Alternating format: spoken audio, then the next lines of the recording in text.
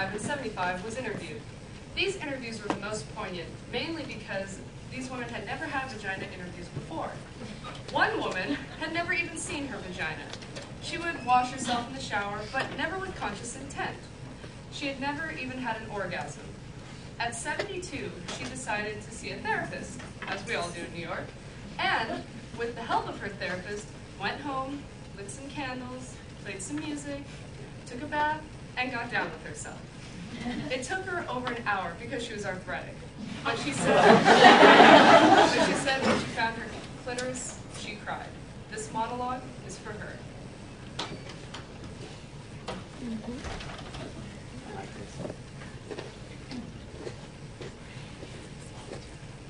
Down there? I haven't been down there since 1953. Had nothing to do with Eisenhower. It's a cellar down there. It's very damp, clammy. You don't want to go down there. Trust me, you get sick. Suffocating, nauseating, smell of clamminess and mildew and everything. Smells unbearable. Gets clothes. No, there was no accident down there. Didn't blow up or catch on fire or anything. It wasn't so dramatic. I mean, never mind. No, never mind. I can't talk to you about this. What's a smart girl like you going around talking to old ladies about their down there's for? We didn't do this kind of thing when I was a girl. What? Jesus. Okay. There was this boy, Andy Leftkoff. He was cute. Well, I thought so. And tall, like me. I really liked him. We were on a date in his car. I can't tell you this. I can't do this. Talk about down there. You just know it's there, like the cellar. There's rumblings down there sometimes. You hear pipes and things getting caught there. Little animals and things. And it gets wet. Sometimes people have to plug up the leaks. Otherwise, the door stays closed. You don't think about it. I mean, it's part of the house, but you don't ever see it or think about it. It has to be there, though, because every house needs a cellar. Otherwise, the bedroom would be in the basement. Oh, Andy left. Andy was very good looking. He was a catch. That's what we called it in my day. We were in his car. New white Chevy Bel Air. I remember thinking that my legs were too long for the seat. I have long legs. They were bumping up against the dashboard. I was staring at my big kneecaps when he just kissed me in this surprisingly take me by control like they do in the movies kind of way. And I got excited. So excited. Well, there was a flood down there. I couldn't control it. It was like this force of passion, this river of life just flooded out of me, right through my panties and right onto the car seat of this new white Chevy Bel Air. It wasn't pee. It was smell. Well, frankly, I didn't smell anything. He said, Andy said, that it smelled like sour milk. And it was staining its car seat. I was a stinky, weird girl, he said.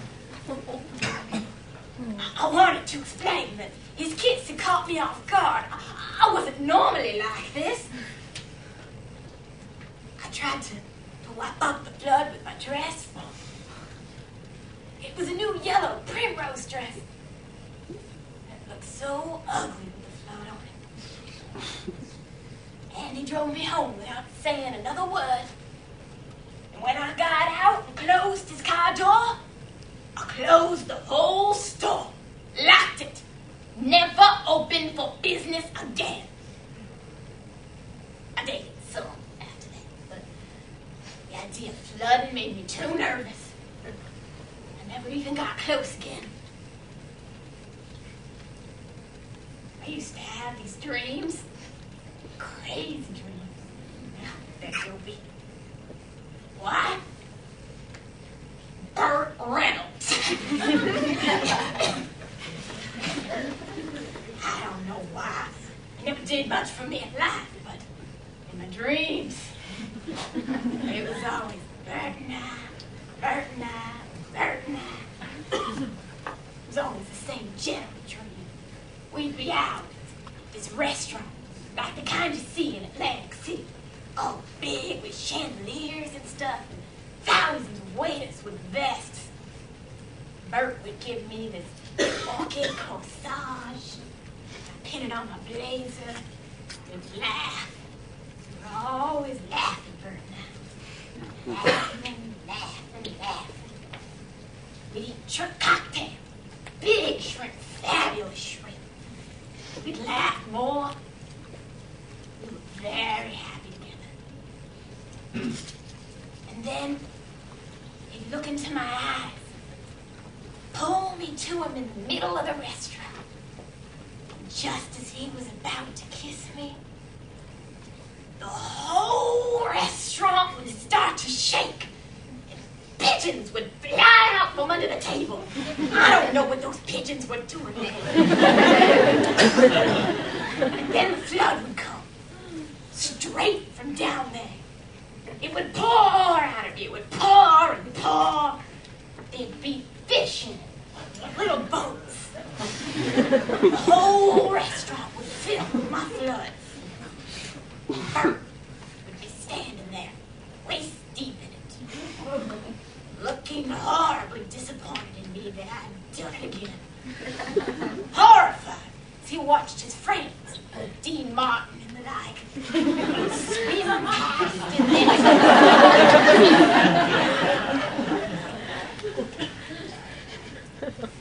I can't have those dreams anymore. Not since they took away just about everything connected with down there.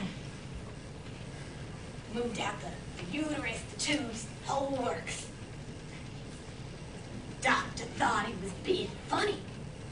He said to me, if you don't use it, you lose it. Really, I found out it was cancer. Everything around it had to go. Who needs it anyway? Highly overrated. I've done other things with my life. I like the dog shows. I sell antiques. What would it wear? What kind of question is that? What would it wear? It would wear a big sign. Closed due to flooding. What would it say? Oh, no, I told you, it's not like that. It's not a person who speaks. It's not being a thing that talked a long time ago. It's a place. A place you don't go. It's closed up under the house. It's down there. You're happy? You got me to talk. You got it out of me. You got an old lady to talk about it down there. You feel better?